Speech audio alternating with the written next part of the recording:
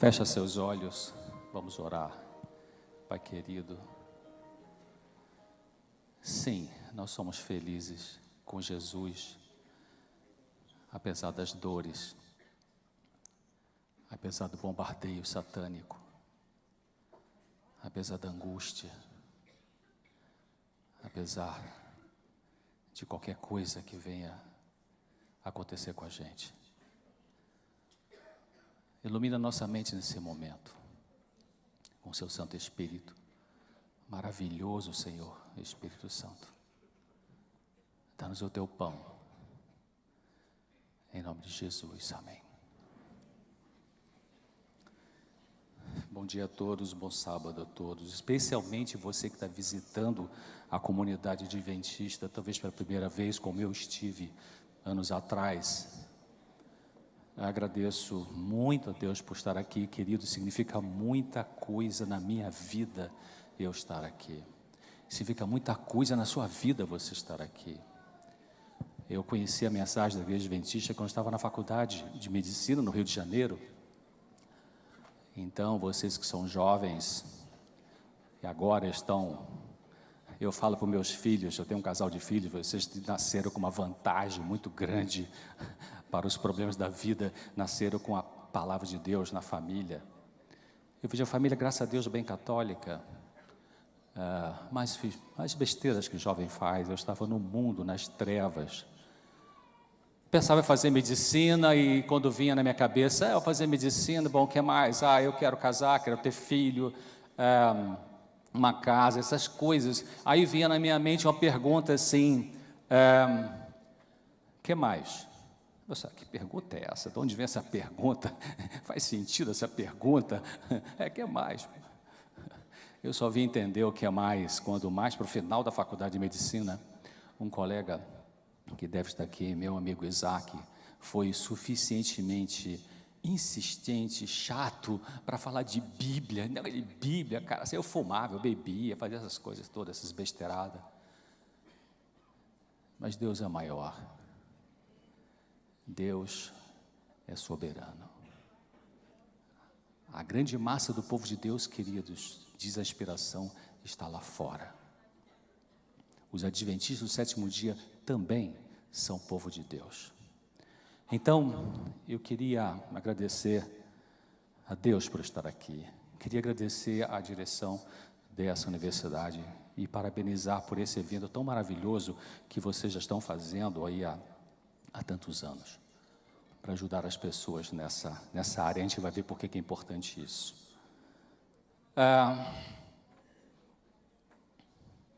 Vocês sabem, está fazendo um ano que me convidaram para apresentar esse programa. Eu faço conteúdo e faço a apresentação do programa claramente toda quarta-feira às 10h30 da noite na TV Novo Tempo. Toda semana eu escrevo uma matéria nova, está lá no meu site, drcesar.com.br.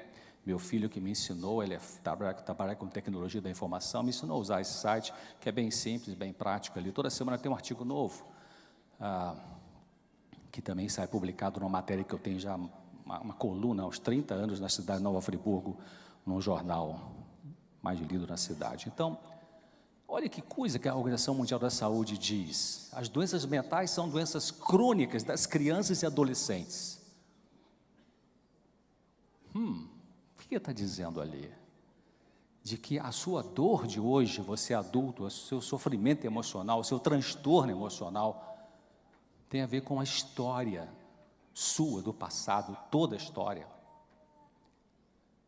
Muitas vezes as pessoas vêm ao consultório, têm 32 anos, 64, 49, eu vim porque eu estou com um problema hoje aqui, eu tive um problema no meu trabalho, no meu casamento, e eu estou sofrendo muito, e eu queria uma ajuda, eu estou com pânico, não consigo subir elevador, passar em túnel, enfim, de ficar em lugar muito aberto, me dá uma gastura, me dá uma ansiedade, eu tenho que ir embora, uma falta de ar, crise de pânico. E a pessoa acha que o problema é só daquele momento, mas tem um contínuo, nada é só um ponto. Como não tem nenhuma coisa que resolve tudo na nossa vida, que todo dia querem vender essas coisas para a gente, né? Essa autora inspirada diz assim: enfermidades mentais prevalecem por toda parte, 9/10 das doenças das quais os homens sofrem têm aí a sua base. Aí aonde?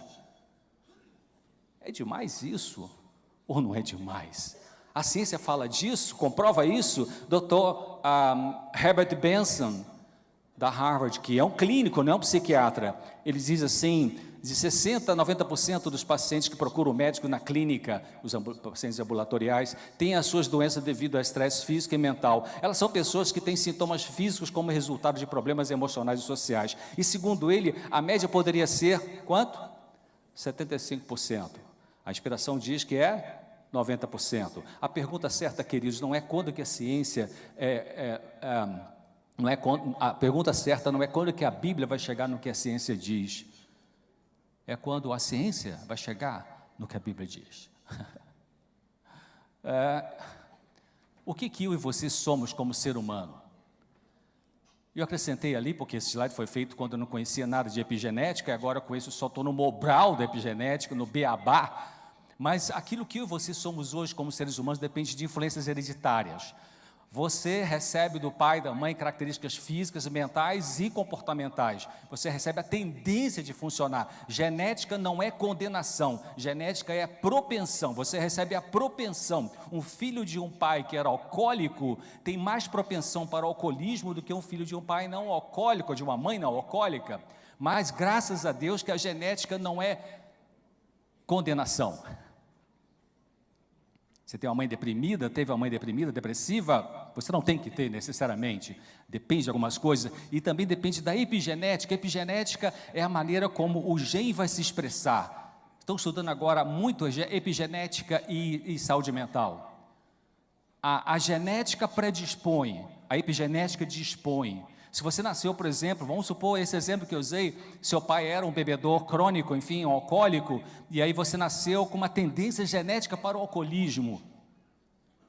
O que vai determinar se você vai se tornar um alcoólico ou não, não vai ser essa genética, essa tendência, vai ser a epigenética. A epigenética são os fatores ambientais, desde o calor do neném na barriga da mãe, o que a mãe pensa, o ambiente social, a poluição, enfim, tudo isso influencia a maneira do gene se expressar. Então, o que eu e você somos como seres humanos depende de genética, de epigenética, do meio ambiente, como foi a família de origem onde você nasceu, onde você cresceu. Havia abraço, beijo, carinho, afastamento, abusos verbais, havia, enfim, agressão física, havia divórcio. Como que você viveu nesse ambiente e como que esse ambiente afetou a sua mente? A sensibilidade pessoal, vou mostrar um slide daqui a pouco sobre isso, é como que você reage nesse ambiente, porque numa família com 2 ou mais irmãos, o mesmo problema leva um a reagir de uma forma e outro de outra forma. Isso tem a ver com a sua sensibilidade. Em medicina chamamos de vulnerabilidade. E a natureza espiritual, não tem como separar, está tudo junto, queridos, tudo junto. É físico, mente e espiritualidade, saúde atinge essas 3 dimensões do nosso ser. Então, vamos ver aqui se o cara está ligado. Tá. Alô, que deu um tilt aqui. Tá. Então, a gente tem uma dimensão na nossa mente, um espaço virtual chamado inconsciente. Não foi Freud que descreveu o inconsciente? A Bíblia já falava de inconsciente, por isso que eu digo, quando é que a ciência vai chegar no que a Bíblia diz? Então, nós temos uma área do nosso ser chamada inconsciente, e consciente, consciência e pré-consciente. Então, a parte que a gente conhece da gente mesmo é aquela parte pequenininha, branca ali, é muito pouco que a gente conhece da gente mesmo. Então, nós não criamos pensamentos só porque queremos, eles não surgem apenas por decisão do eu. Quem é esse eu que você diz que você é? Você quer dizer uma palavra e sai outra. Você quer fazer uma coisa e faz outra. Existem os fenômenos inconscientes. Então a Bíblia fala disso, quando diz lá em Salmo 19:12, quem pode entender os próprios erros? Expurga-me tudo os que me são ocultos. Ocultos aonde? No livro da igreja, da associação? Não, oculto aqui na sua própria cabeça. Diante de ti, Salmo 98, diante de ti puseste as nossas iniquidades, maldades, os nossos pecados ocultos à luz do teu rosto. Maravilha, queridos, o grande terapeuta é o Senhor Jesus Cristo, através do Espírito Santo, quando você quer que Ele seja. Então, Jeremias, Deus fala através de Jeremias, enganoso é o quê? O coração, mais do que todas as coisas, e perverso quem o conhecerá. Quando a Bíblia fala coração, a Bíblia está falando poeticamente, romanticamente, do espaço da nossa mente mais profundo que existe, que nós, psiquiatras, psicólogos, neurologistas, neurocirurgiões, terapeutas, enfim, não temos acesso. Por isso que Jesus não fala assim: filho, me dá o teu inconsciente. Eu falo para ele, na minha oração, às vezes eu falo: Senhor, toma meu inconsciente também, por favor. Jesus não pede: me dá teu consciente, me dá tua consciência. O que ele fala? Me dá o teu coração. Dali é que sai o que eu e você fazemos no dia a dia da nossa vida. E ali está dizendo que é contaminado. O que é o sintoma? Eu tenho tristeza, eu tenho angústia, eu tenho medo, eu tenho pavor, eu tenho pânico, eu tenho timidez, que é diferente de introversão.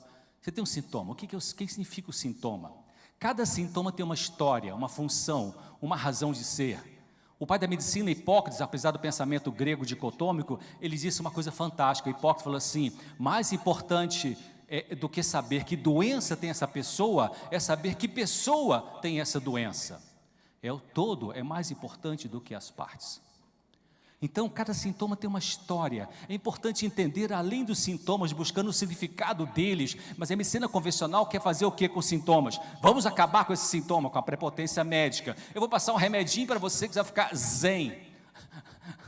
Tá bom, você fica zen durante 1 mês, 2 meses, 3 meses, mas depois: doutor, não está mais funcionando, dá para aumentar a dose?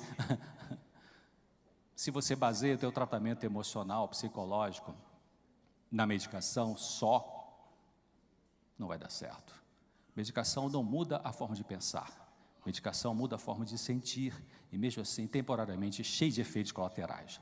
Então, pare para pensar, peça a luz a Deus sobre o que Ele quer que você conheça de você mesmo nesse momento. E o Senhor não é sarcástico, porque Ele não abre tudo para a gente ver, senão a gente não aguentaria. Ele vai dosando gradativamente o que a gente pode perceber para o nosso crescimento. Anos atrás, eu da era do mundão, e tinha um festival da canção da música popular brasileira no Maracanãzinho, no Rio de Janeiro. Eu sou do estado do Rio de Janeiro, e uma música que ganhou, que até de um paulista, dizia assim: eu não posso parar, se eu paro eu penso, eu choro.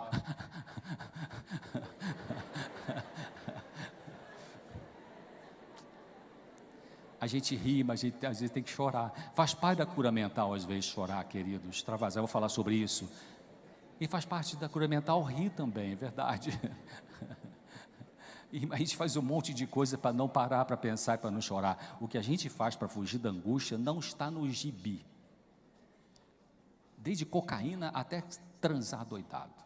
Para fugir da angústia, compulsão para compras, um monte de coisa. As compulsões são uma busca de aliviar a dor que a gente não quer ver, ou a gente não está com condição de ver nesse momento, e que para ver vai ter que enfrentar essa angústia a seco, que é difícil para chuchu, mas em Jesus é possível. Dr. Scott Peck tem um livro chamado A Trilha Menos Percorrida. Ele fala assim: os sintomas e a doença não são a mesma coisa. A doença existe bem antes dos sintomas. Olha essa frase: são os sintomas, não a doença, o começo da cura. Esse cara é maluco? O sintoma é o começo da cura? O fato de serem indesejáveis faz de todos eles mais um fenômeno da graça. Ele é um psiquiatra, faz um dom de Deus, uma mensagem. O sintoma é uma mensagem do inconsciente para, se você quiser, iniciar o autoexame e o quê? Então, olhe de novo aquela frase lá: são sintomas, não a doença, o começo da cura. Quando você tem um sintoma, é igual você está dirigindo o seu carro e acende a luz vermelha no painel. Quando acende a luz vermelha no painel, é uma coisa boa ou uma coisa ruim? Diga. As duas coisas, né? As duas coisas. É ruim porque, cara, deu problema. E é bom porque diz que você precisa parar para consertar. A luz vermelha não é para maltratar você. A luz vermelha é para salvar você de uma coisa mais complicada. O sintoma não é para entristecer você, mesmo que o sintoma seja tristeza. Eu escrevi um artigo chamado assim: Depressão, um momento para análise. Então, está lá no meu site. Então, olha só, faz sentido. Essa autora inspirada, ela disse o seguinte: vamos lá, camarada, eu estou com pouco tempo aqui. Não está funcionando, deixa eu ver o que está acontecendo. Alguém dá um toquinho para mim? apertei errado. A doença, olha assim, Ciência do Bom Viver, 127. A doença é o sintoma, né, vamos botar assim, é um esforço da natureza para libertar o organismo de condições de resultantes da violação das leis da saúde. Cara, a gente não aprende essa definição na faculdade de medicina. Ela está dizendo de que o que acontece de doença em você é uma bênção, ou seja, é a luz vermelha que acendeu para você abrir o olho e pensar, o que eu estou fazendo? Ou o que eu não estou fazendo? O que está acontecendo comigo que o meu ser está produzindo sintoma, dizendo, para consertar. Aí vem a inspiração que diz, conhecer a nós mesmos é grande ciência. O conhecimento de si mesmo leva ao quê? Por que o conhecimento de nós mesmos leva à humildade e à confiança em Deus? Porque quando a gente começa a conhecer a nós mesmos pela iluminação do Espírito, a gente vê que isso não é essa coisa toda que a gente achava que a gente era, né? A gente vê que nós temos dificuldades que a gente não sabia que tínhamos, e outras coisas mais. A gente vê que tem que baixar a bola. São 20 milhões de adventistas no mundo, mas são 7 bilhões e 300 milhões de pessoas nesse planeta. Deixa eu engolir aqui um pouquinho. Então, leva a confiança em Deus. Sim, porque quando eu olho para mim mesmo, eu falo, Senhor, sem Ti não dá, mas em Ti tudo é possível. Maravilha, né?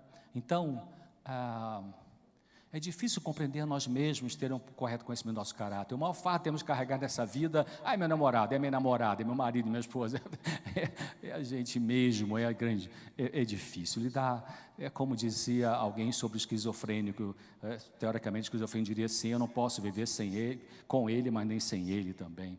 Como é que a gente vai fugir da gente mesmo, né? Até o salmista falou, eu vou lá para a montanha, o Senhor vai, para onde me esconderei da tua face, sabe? A gente tem que parar de correr e deixar que Deus nos mostre o que a gente precisa ver. Animar a expressão de amor para com Deus e uns com os outros, a causa de haver tantos homens e o quê? Então essa história de que a mulher é muito romântica, homem é frio, alô, não é assim, tem mulheres frias, sabe, tem homens afetivos. Então a causa de haver tantos homens e mulheres endurecidos no mundo é que a verdadeira afeição tem sido considerada fraqueza, sendo que cerceada e reprimida. A parte melhor da natureza dessas pessoas foi sufocada quando, e a menos que a luz do divino amor lhes abrande o frio egoísmo, para sempre estará arruinada a sua felicidade. Então, está dizendo que a parte melhor da natureza dessas pessoas foi sufocada na infância. Eu estou agora na primeira parte dessa mensagem falando sobre o lado da saúde emocional e vou entrar na saúde espiritual já já. Então, a história da nossa infância está lá atrás, não tem como negar isso. Essa inspiração diz assim, as lições que a criança aprende durante os primeiros 7 anos, às vezes ela fala 3, de vida tem mais que ver com a formação do seu caráter que tudo que ela aprenda em anos posteriores. Entende por que a Organização Mundial da Saúde falou que as doenças mentais são doenças crônicas das crianças e dos adolescentes? Então, a ciência diz isso. O Dr. Jim Ornish, cardiologista da Universidade de São Francisco, na Califórnia, de São Francisco, tem vários livros, O Amor e Sobrevivência, Salvando Seu Coração. Ele fala assim, ele cita esse trabalho feito em San Diego, numa pesquisa com 17 mil adultos, então era uma amostra grande para a pesquisa. O risco de ataque cardíaco subiu de 30% a 70% nas pessoas que relataram experiências infantis adversas, tais como abuso físico, emocional, sexual, violência doméstica ou com membros da família que abusaram de drogas ou álcool. Então, mais sofrimento em função de na vida adulta e com mais sofrimentos na vida do passado. Dr. Patrick Carney escreveu um livro em português, tem 444 páginas, Isto Não é Amor. Ele fala sobre as compulsões, especialmente as compulsões sexuais. Então, se espremer 454 páginas numa frase, o sentimento de abandono é o centro do anseio adictivo. Hoje à tarde vai falar sobre dependência química, é isso. Mas não é só dependência química, queridos, dependência pode ser de um monte de coisa, sem ser cocaína, sem ser maconha, sem ser crack. Você pode ser dependente de sexo, dependente de fama, dependente de dinheiro, dependente de Coca-Cola, dependente de jornal nacional, dependente de novela, de um monte de coisa. Né? De certa forma, as compulsões. Então ele fala que no centro existe desse anseio da adicção, do vício, sentimento de abandono. Claro, falar isso aqui meio solto assim, o que esse cara está falando, né? Leia 454 páginas, você vai entender. E esse estudo aqui, publicado no Instituto Nacional de Saúde Mental dos Estados Unidos, que fala sobre o curso da doença bipolar em função de uma história de trauma da infância. Olha o que encontraram. Investigadores tinham previamente encontrado que esses mesmos adultos com severa adversidade psicossocial na infância também tinham uma idade mais cedo de início e um curso mais severo de suas desordens bipolares do que aqueles sem tal história. Em resumo, eles pegaram um grupo de pessoas adultas com doença bipolar que não tiveram traumas importantes na infância e um grupo de pessoas com doença bipolar que tiveram traumas importantes na infância. Esses que tiveram traumas importantes na infância tiveram o início da doença bipolar mais cedo e chama-se curso da doença, uma duração da doença mais longa do que aquelas pessoas sem esse trauma. Dr. Jerome Kagan, esse é um livro muito interessante, minha filha, que é psicóloga, me recomendou esse livro, eu li O Poder dos Quietos, troquei uma ideia com Susan Cain, que virou um best-seller americano. Esse doutor, ele pesquisou os bebezinhos pequenininhos para ver psicomotricidade, fez vários testes com bebezinhos recém-nascidos, e o que eu quero mostrar ao final do texto, ele fala assim, todo comportamento tem mais de uma causa. Para cada criança que demora para esquentar, sim, estatisticamente haverá mais altamente reativos, mas você pode se comportar assim pelo modo como passou os primeiros o quê? Não é isso que Ellen White fala, que Deus fala através dela? Muito bem, então, olha essa frase. Acho que essa frase a gente podia ir embora para casa, talvez até fazer jejum o resto do dia para entender.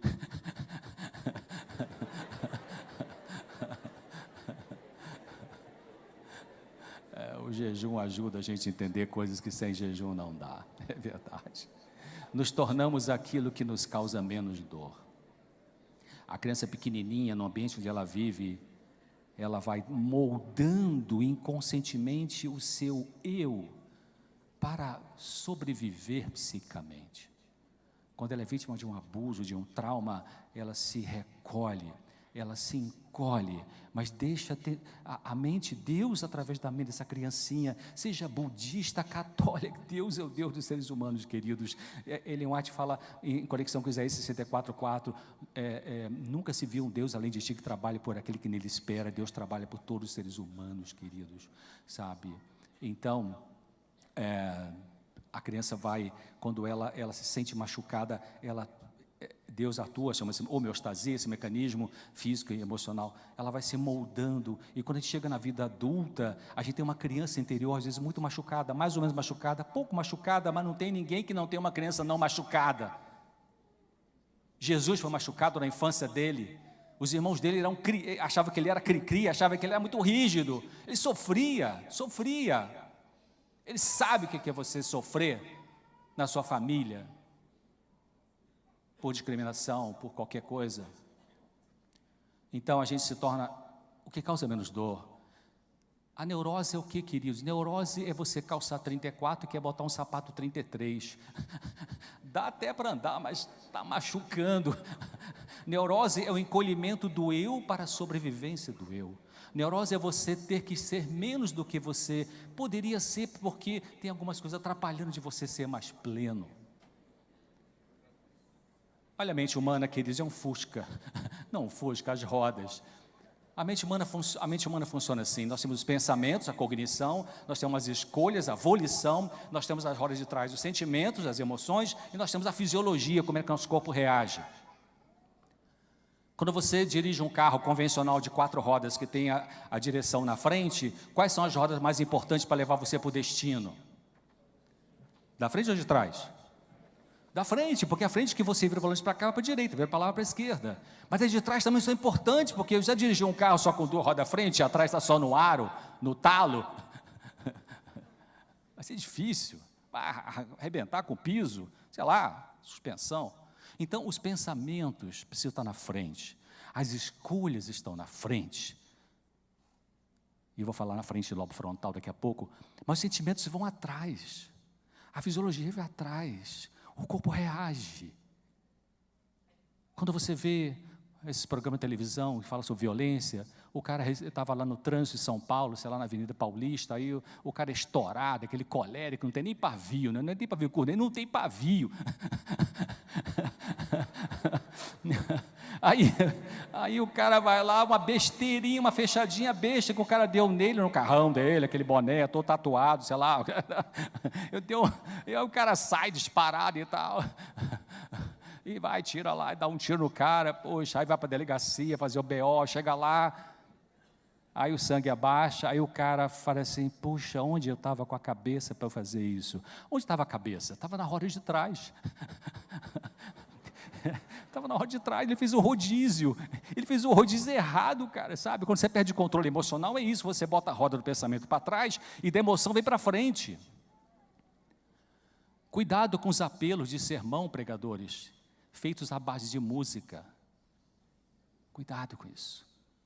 Apelo de preferência tem que ser racional, sem a emoção, porque se você faz sempre movido pela emoção, você sai daquela porta e já está pensando na besteira que você vai fazer logo mais depois do pôr do sol, ou mesmo antes.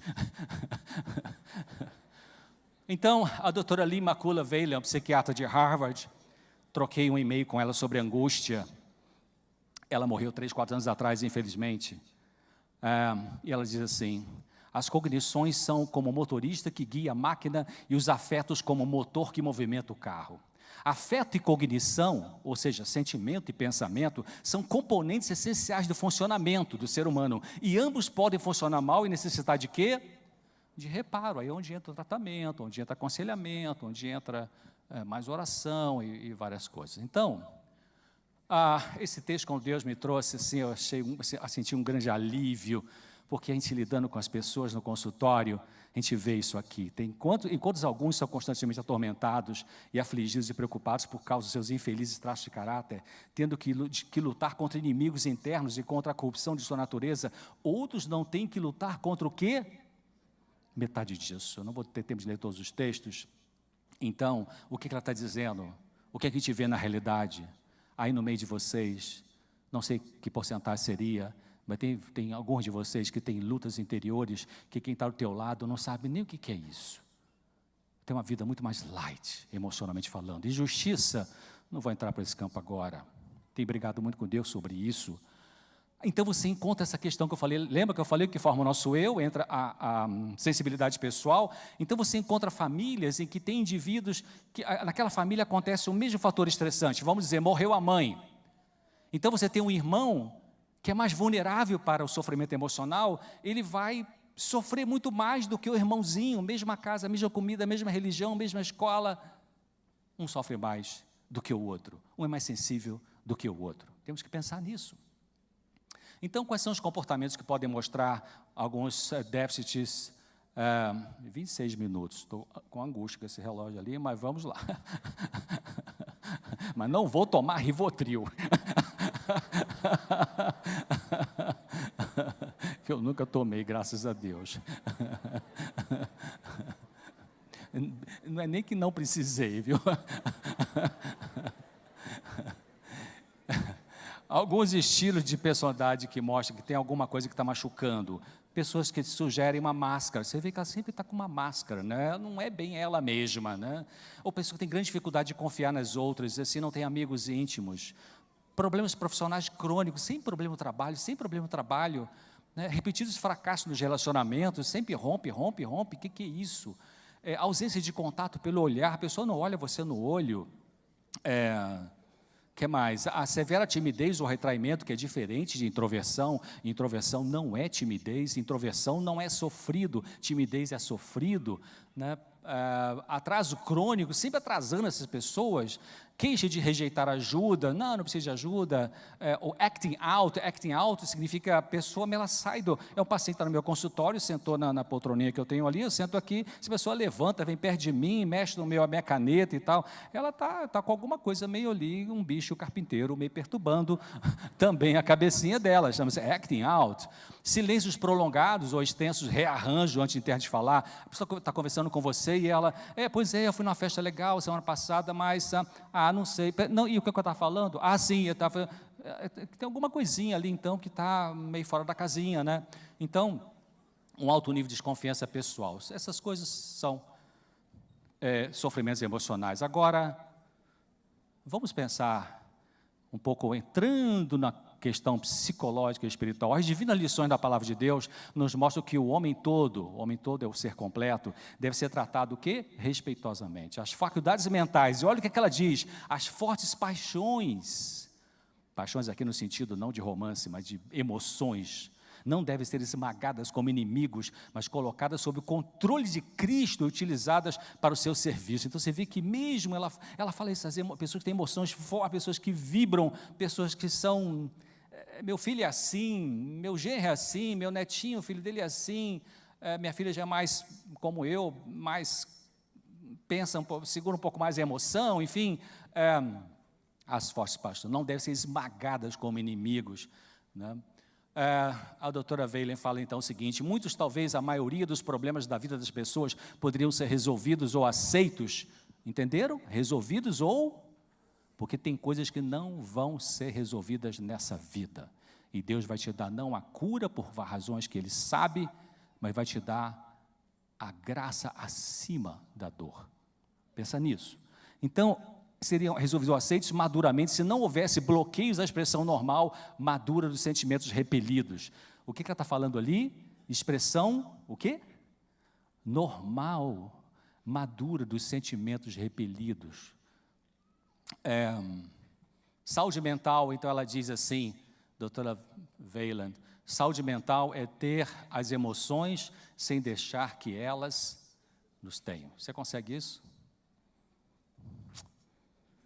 Você consegue isso? Tem algum ser humano que consegue exatamente fazer isso? Eu só conheço uma pessoa, Jesus Cristo. Ele sabia dizer, Pai, afaste de mim esse cálice. E sabia dizer, eu te ajudo.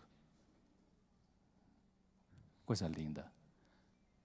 E a Bíblia fala disso, desse conceito científico, queridos, quando a Bíblia fala lá, irai-vos e não pequeis, ou seja, tenha emoção, mas não deixe a emoção levar você a fazer besteira. Pecar é tudo aquilo que faz você infeliz, que machuca você. Então, o Dr. Benson, de novo, ele fala assim, as emoções possuem um papel muito mais crucial em nossa fisiologia do que a maioria de nós pode compreender. Interessante isso. O Dr. Fred Harding, acho que a Associação Geral, falando num congresso que eu estive sobre aquele estudo do Advento, ele fala assim, uma pessoa pode se alimentar bem, mas seu corpo pode não absorver todos os nutrientes. Interessante isso, né? O emocional atrapalha até nisso, e a inspiração diz isso. Emoções deprimentes são um grande dano para a sua saúde, pois estorvando o problema da digestão, interfere com a alimentação. O original em inglês fala nutrição. As emoções interferem com a nutrição, cara, que coisa. Por isso que o Dr. Lee, meu abade de Jesus, um dos meus gurus da vida científica e espiritual, ele diz assim, talvez seja melhor você comer bife de vaca e amar, do que comer bife de soja e odiar. Então, a maneira como você pensa afeta seu corpo, isso também está na inspiração. Se você tem a mente pressionada, eu vou ler só o final ali. Suponhamos, por exemplo, que você tem a impressão de que se tomar banho vai sentir frio. O cérebro manda essa informação aos nervos do corpo, e os vasos sanguíneos, em obediência à sua vontade, não podem realizar seu trabalho e promover uma reação após o banho. Que é isso? A emoção influencia na circulação, na nutrição. Interessante. Essa mulher, o pai dela morreu, e ela tinha um vínculo muito forte com esse pai. Ela não queria sofrer pela morte do pai, porque ela não queria pensar na morte do pai. Ela vivia fugindo de pensar na morte do pai, porque para ela era insuportável lidar com essa dor. Os problemas emocionais, os conflitos que nós vivemos podem ser de vínculos, os problemas de vínculos ou problemas ligados a conflitos. Ela tinha um problema de vínculo com esse pai. Então, ela sempre que o assunto voltava no pai, ela desviava a conversa.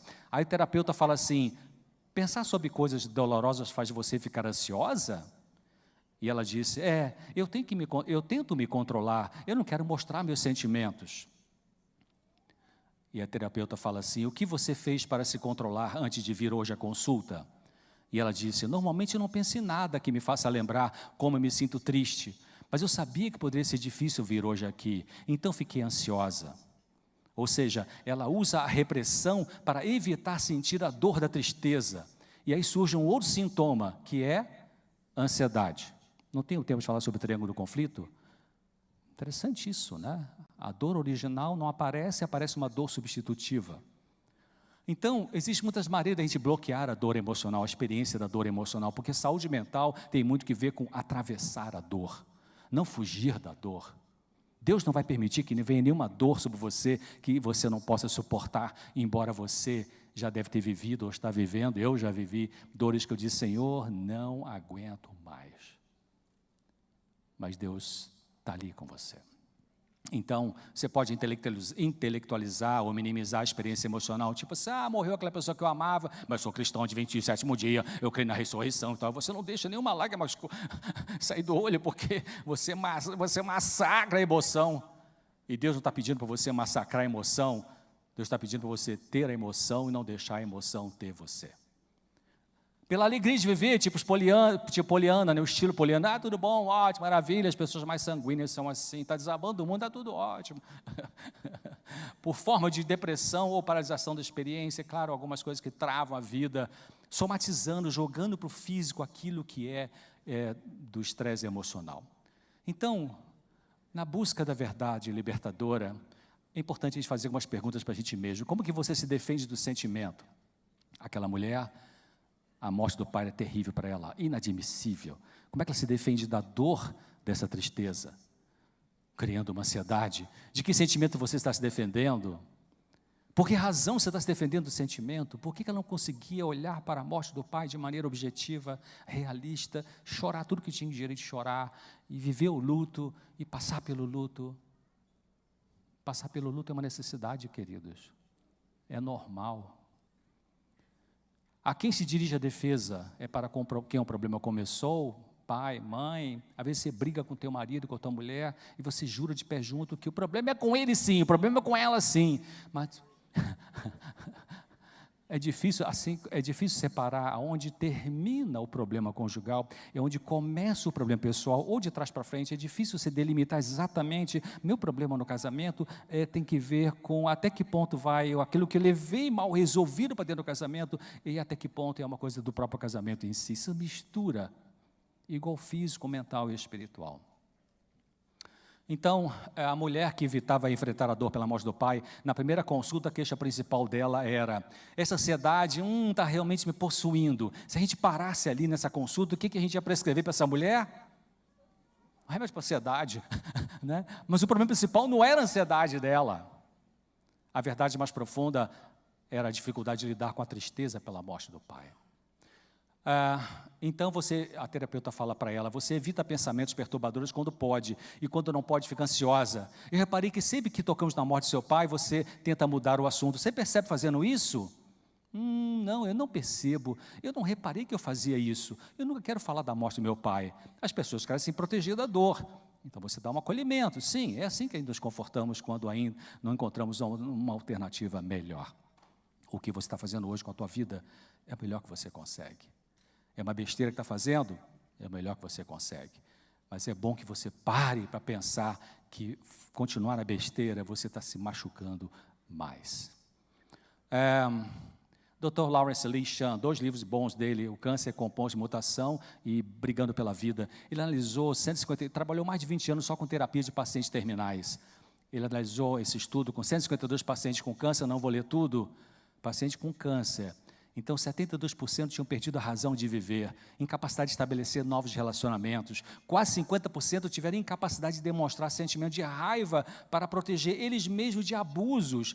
Sentiam que seus desejos não tinham valor para serem protegidos. São aquelas pessoas que, quando você pisa no pé dela, ela que pede desculpa, não consegue se colocar, não consegue colocar limites, deixa-se ser abusada por tempo demais.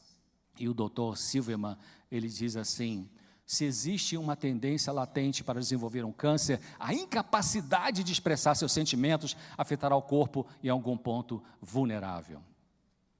Deus espera que homens empreguem o intelecto que lhes deu. Espera que usem toda a faculdade de raciocínio para ele. Cumpre-lhes dar à consciência o lugar de supremacia que lhe foi designado. As faculdades físicas e mentais, juntamente com o quê? As afeições devem ser de tal modo cultivadas para que possa atingir a mais alta eficiência. Então, saúde mental tem a ver com você expressar o sentimento, que é diferente de experimentar o sentimento. Expressar, você fala, está doendo. Jesus falou: Pai, se possível, afaste de mim. Ou ele falou para os discípulos: essa angústia está muito pesada para mim, vocês podem orar por mim. E você experimentar é você viver o sentimento a seco, sem droga. E droga aqui pode ser um monte de coisa, como eu já falei para vocês, desde cocaína, até comida. Ezequiel 3,14, Ezequiel é homem de Deus, sim ou não? Sim, depois você lê 3,14, ele fala assim, eu fui muito triste no ardor do meu espírito, mas a mão do Senhor era forte sobre mim. Praise God. Salmo 13, um salmo maluco, esse salmo parece um cara bipolar, não, um psiquiatra ateu que leu o Salmo 13 e fala, bipolaridade, bota carbonato de lítio nesse camarada aí, ou antipsicótico atípico, enfim. O Salmo 13 são 6 versos, os 4 primeiros Davi está falando, Senhor, eu estou triste, o Senhor me abandonou, me largou, rarará, aquele discurso do pensamento depressivo, né? E os últimos 2 versos, mas eu louvo o Senhor, mas eu engrandeço o Senhor. O que é isso? O que é isso? E Jesus também falou, já falei para vocês. Então, quando começar a aprender a administrar as emoções, quando é bebezinho, lá que a gente ensina nossos filhos isso. Então, os pensamentos precisam ser educados. Lembra a roda da frente do Fusca? Os pensamentos precisam ser controlados, isso tudo está no mente e caráter. Isso é autociência, queridos. Terapia cognitivo-comportamental fala de crença central, pensamento automático. É isso, autociência. Existe um trabalho diante de cada um. Pensamentos corretos não nos vêm naturalmente. Temos que o quê? Lutar por eles. Viu, jovens? Ah, mas que saco, tem que estar pensando na coisa que eu tenho que pensar. Mas é assim, não tem saída sem isso. Esse é um trabalho feito na UFRJ, que analisou 75 pacientes que tinham depressão. Queriam saber quantos desses que tinham distorção de pensamento.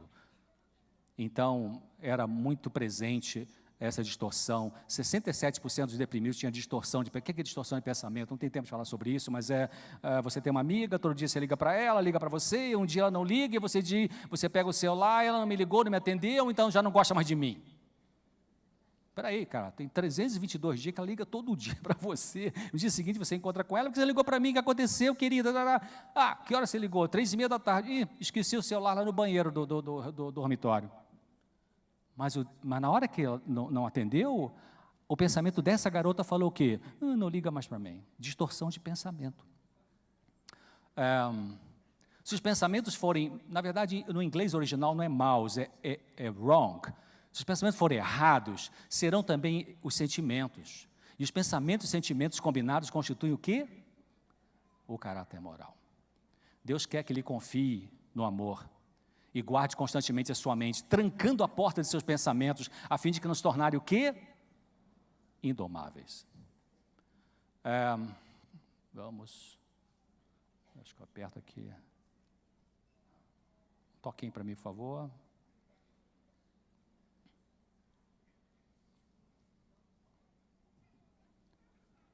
Ok, você sabe disso aí, vou mudar. Então, eu vou pular esse texto também. Deus vai encaminhando você, se você está pronto, se você está pronta. Vou para a parte final, tenho 11 minutos. Jesus falou lá em João 16:12, eu tenho muito para dizer para vocês, mas vocês não estão o quê? Preparados ainda. É uma angústia. Senhor, eu quero crescer, mas ainda não consigo ver algumas coisas que eu preciso ver para crescer. Então a gente tem que aceitar que estamos no ritmo que a gente pode e fazer tudo o possível que depender de você para esse crescimento. Mas aceitar a alimentação também. O Espírito Santo guia em toda a verdade. Jesus não falou isso? Em toda a verdade que você precisa saber para crescer emocionalmente. Tem coisas na sua vida que só vão ser resolvidas entre você e Deus, ponto. E tem coisas na vida que Deus usa pessoas para ajudar pessoas. Nesse sentido, por isso que a cruz tem 2 paus, né? Um pau vertical que é você e Deus. E o pau horizontal que é Deus e as pessoas. Deus usa as pessoas. Pessoas que são ajudadas por outras, movidas por Deus. A cura não ocorre quando...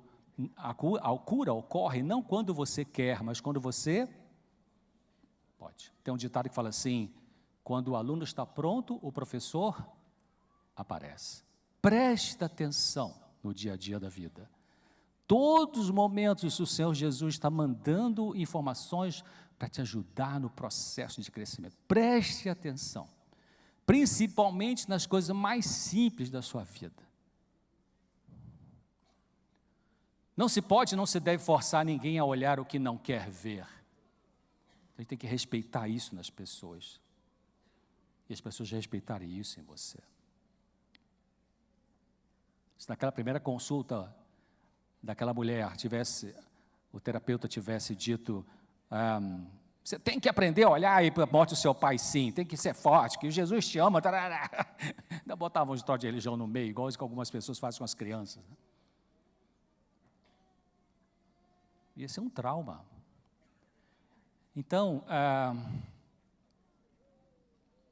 Provérbios 4,18, a vereda dos justos então a saúde é um processo, queridos. Não caia nessas besteiradas, todo dia sai aí, até no meio adventista, tem uma erva que cura tudo, se ela que cura, I'm sorry, não tem isso, uma coisa que cura tudo. A coisa que cura tudo chama-se amor de Deus, o poder da graça, a energia divina. Mesmo assim, nessa vida, como eu disse, algumas coisas não vão ser curadas como a gente gostaria, mas vão ser suportadas pela graça de Jesus. O processo de cura emocional envolve também aprender a ter as emoções sem deixar que as emoções nos tenham. E o alvo da melhora emocional, olha o item 7, o alvo da melhora emocional não deve ser receber conforto pelo amor que você não recebeu das famílias, das pessoas importantes na sua vida, mas aprender a lidar com os sentimentos que surgirem em você, porque você não teve esse amor. O que você faz quando você não tem o amor que você quer? Mais importante do que os seus pais fizeram com você e comigo, é o que a gente faz com o que eles fizeram. O que você faz quando tua mulher não ama você como você queria? Ou quando teu esposo não ama você como você queria? O que você faz com isso? Pisa na bola, pula a cerca? O que você faz? Entenda que, eu vou pular isso aqui. Não conheço nenhuma medicação que consiga suprimir cabalmente os sentimentos de angústia inerentes ao existir humano. Isso está publicado num trabalho chamado Considerações sobre Psicoterapia Psicanalítica para o Paciente Deprimido, revista da Associação Brasileira de Psiquiatria, Associação Psiquiátrica da América Latina. É muito difícil separar onde termina o problema emocional e onde começa o espiritual. Está tudo junto. O Dr. John Raymond P.T., eu troco e-mails com ele já há alguns anos, é um psiquiatra de Harvard, cristão, me mandou esse capítulo, o livro que ele lançou em 2010, o capítulo 7, ele fala assim, estado de humor e experiências espirituais têm correlatos cerebrais distintos, mas se sobrepõem. É, portanto, enganoso assumir que as dimensões biológica, psicológica ou espiritual do eu, do self, são não mescladas. É tudo junto. É muito misturado. Para purificar e refinar nosso caráter, precisamos da graça de Cristo a nós dada, a qual nos habilitará a ver e corrigir nossas deficiências e aperfeiçoar o que há de excelente em nosso caráter. Maravilhosa graça essa, queridos, maravilhosa graça. Esse é um trabalho publicado na Nature, sobre psiquiatria molecular. Ele fala como a psicoterapia muda o cérebro, a contribuição da neuroimagem funcional. Ou seja, o que é psicoterapia, queridos? É a palavra. A palavra muda as conexões cerebrais, queridos. Maravilha isso. A palavra corta as concupiscências carnais, discerne os pensamentos e propósitos do coração. Esperemos em Deus, nele confiemos e descansemos em suas promessas, quer nos sintamos contentes, quer não. Uma boa emoção não é evidência de que você é um filho de Deus, nem sentimentos de perturbação e preocupação e perplexidade são uma evidência de que você não é um filho de Deus. Eu coloquei ali a referência em inglês e português, porque eu peguei um pedaço do português, um pedaço do inglês, porque ficou melhor na minha maneira de pensar. Então não é poder cerebral ou poder aquisitivo, mas poder do quê? Do coração que o povo necessita agora. O que é poder do coração? Mas a pergunta melhor que eu quero fazer é o que é o coração? Você vai na Bíblia, esse é um estudo do Dr. Baldwin, com quem eu estudei, ele foi professor de Loma Linda, eu estudei com ele na Georgia, ele apresentou esse slide. A Bíblia fala mais de coração do que de alma e de mente. E os escritos inspirados de Ellen White falam mais de coração do que alma do que de mente. É o coração físico o centro da espiritualidade? O que é o coração espiritual? Porque é poder do coração que precisamos agora, diz a inspiração. Em que parte do nosso corpo fica o coração espiritual? O coração espiritual é à frente do cérebro, no lobo frontal, no córtex pré-frontal. É aqui onde a neurociência chama de funções executivas do cérebro. Dr. Luria, um cientista russo, no livro The Working Brain, sobre neuropsicologia, ele fala as terciárias porções, que são essas funções executivas, as terciárias porções do lobo frontais são de fato uma superestrutura acima de todas as outras partes do córtex cerebral. Agora, e o eu? Que é o grande problema da nossa vida. Enquanto o eu não é subjugado, não podemos encontrar repouso. As paixões dominantes do quê? Do coração. Poder algum humano pode sujeitar. Somos aí tão impotentes quanto os discípulos para acalmar a esbravejante tempestade. O eu, você já descobriu isso? O eu nada é. Jesus é tudo. Você já descobriu? E, queridos, isso não tem nada a ver com depreciação própria, não tem nada a ver com desvalorização do ser humano. Tem gente que prega às vezes nas igrejas e fala assim, tá vendo, a Bíblia fala que nós somos trapo de imundícia. Não, a Bíblia não diz que o ser humano é trapo de imundícia, queridos, absolutamente não diz isso. A Bíblia diz que trapo de imundícia é a pretensa purificação que eu fico tentando mostrar que as pessoas têm, ou eu, você, são as injustiças, a contaminação interior. Cristo no coração é o golpe final para o nosso amor do eu. Maravilha, o eu tem que ir para o chão, e Jesus nos levantar com um novo eu, um eu nele. Romanos 8, agora nenhuma condenação há para aqueles que não andam segundo a carne, segundo o eu, mas segundo o Espírito. E eu tenho 2 minutos assim, olha só esse texto, o eu não pode governar o eu. Governa bem, né? Não é suficiente para essa obra. O pessoal dos grupos de 12 passos tem um pensamento parecido com esse. Eles falam assim, a mente não pode curar a mente. Tanto que o primeiro dos 12 passos é admitirmos que havíamos perdido o controle das nossas vidas. Né? Wesley e seus companheiros chegaram a ver que a verdadeira religião se localiza onde? No coração.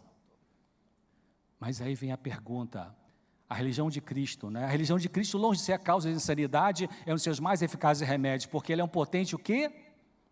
Calmante dos nervos. Mas o que é verdadeira religião, queridos? A verdadeira religião consiste em se colocar sob a orientação de Deus em pensamentos, palavras e ações. Uma outra definição diz assim, na história do bom samaritano ilustra Cristo a natureza da verdadeira religião, mostra que consiste não em sistemas, credos ou ritos, mas no cumprimento de atos de amor, no proporcionar aos outros o maior bem, na genuína bondade. Dr. Jorge Amaro, no livro, se aposentou pela USP como psiquiatra. No livro Psicoterapia e Religião, ele fala, o homem maduro é espiritualizado. Queridos, é diferente você ser religioso de ser espiritualizado. Tem gente que é religioso e não tem espiritualidade. E tem gente que não é religioso e é a pessoa espiritual. Exemplo bíblico, centurião. E Jesus disse, eu nunca vi na igreja adventista um homem com tanta fé como esse. Que disse, Senhor, basta dizer uma palavra e meu servo vai ser curado. Isso é espiritualidade, queridos. Em todos os pacientes, Jung fala isso, em todos os pacientes, meus pacientes que passaram da metade da vida, isto é, com mais de 35 anos, não existe um sequer cujo problema central não seja o de atitude religiosa. De fato, cada um adoece, em última análise, por aquilo que perdeu, aquilo que em todas as épocas as religiões vivas deram aos seus crentes, e nenhum fica realmente curado se não recuperar sua atitude religiosa, o que nada tem a ver com confissão ou com ser membro de uma igreja. Eu estou terminando. Dr. George Wayland, psiquiatra de Harvard, especializado em alcoolismo, esse trabalho chegou às minhas mãos, que ele apresentou no Brasil. Ele fala assim, Karl Marx, no século XIX, disse que a religião é o ópio do povo. E o Dr. George Wayland, psiquiatra de Harvard, disse assim, o opiáceo produz a mesma sensação de paz oceânica que encontramos no profundo encontro espiritual do êxtase religioso. A famosa declaração de Karl Marx, de que a religião é o ópio do povo, pode camuflar um princípio terapêutico extremamente importante. Qual? A religião pode realmente oferecer um alívio que o uso da droga somente promete. E aí vem a pergunta, a religião de Cristo. Qual é a religião de Cristo, querido? É a que eu busco agora no dia a dia. A religião de Cristo significa mais do que o perdão dos pecados. Significa que o pecado é removido e que o vazio é preenchido com o Espírito. Significa que a mente é iluminada por Deus, que o coração é esvaziado do eu e cheio da presença de Cristo. Acho que esse é o último texto. Quando a alma se rende, quando a pessoa se rende inteiramente a Cristo, novo poder toma posse do quê? Da parte mais profunda da nossa mente, coração. Opera-se uma mudança que o homem não pode absolutamente operar por si mesmo. Pode ter 2 pós-doutorados em teologia, em psiquiatria, em psicologia. Não, é uma obra sobrenatural, introduzindo um sobrenatural elemento na natureza humana. Amém, né, queridos? E a palavra de Deus promete, não virá angústia a segunda vez. Qual é a primeira? Qual é a primeira? É agora. Agora. Todos temos angústia, que os filósofos chamam de angústia existencial. Por isso aquele filósofo dinamarquês, Søren Kierkegaard, no livro chamado Conceito de Angústia, ele fala assim, se espremer o livro, a frase seria assim: aquele que aprendeu a lidar corretamente com a sua angústia, aprendeu o mais importante. E o Senhor está perto de mim, de você, para nos ajudar nesse passo. E eu termino: sonda, meu Deus, conhece meu coração, prova-me e conhece meus pensamentos, e vê se há em mim algum caminho mau, neurótico, complicado, e guia-me pelo caminho eterno. Queridos, vamos agora escutar. Mateus vai apresentar uma música que eu pedi que fosse apresentada aqui. Preste atenção na letra, ele pode vir, vai cantar. E você, quando ele cantar a primeira vez, vai aparecer na tela, a letra. Vamos ficar em pé e vamos cantar, e teremos uma oração final.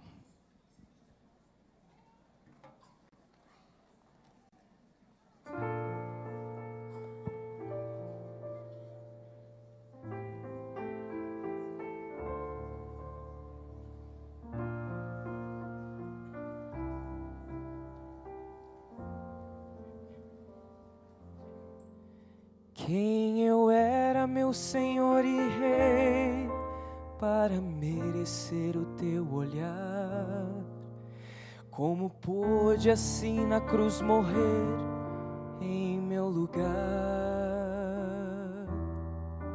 Era um vaso sem valor, eu sei, mas o teu amor me alcançou, e em gratidão te dou todo o meu ser.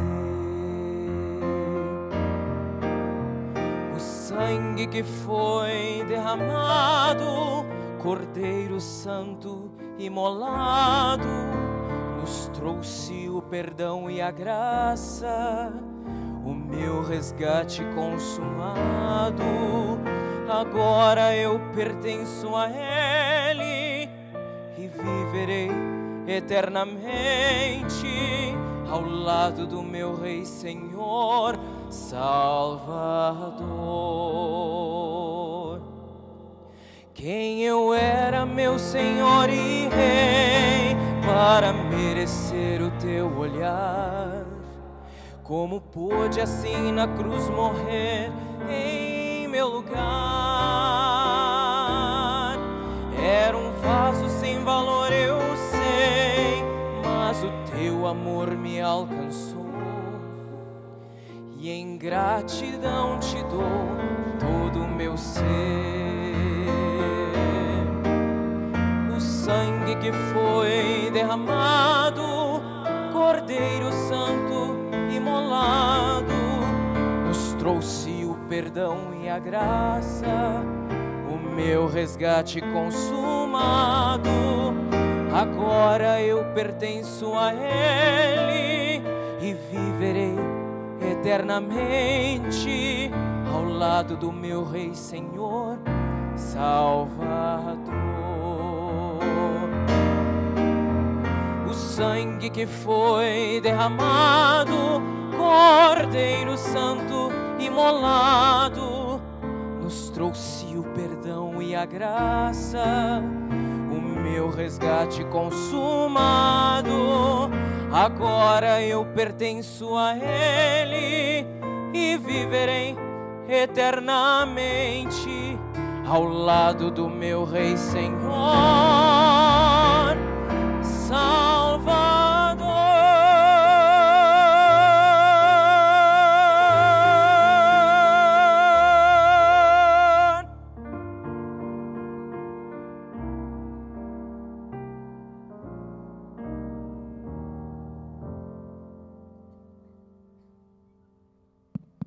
Pai querido,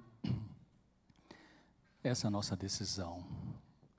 Entrega a nossa vida, nosso ser, nosso tudo, nossa neurose, nossas neuras, nosso coração, nossos medos, nossas angústias, nossas tristezas, nossas lutas a Ti. O sangue que foi derramado pelo Cordeiro imolado nos trouxe salvação e vida e saúde. Obrigado, Pai. Em nome de Jesus, obrigado.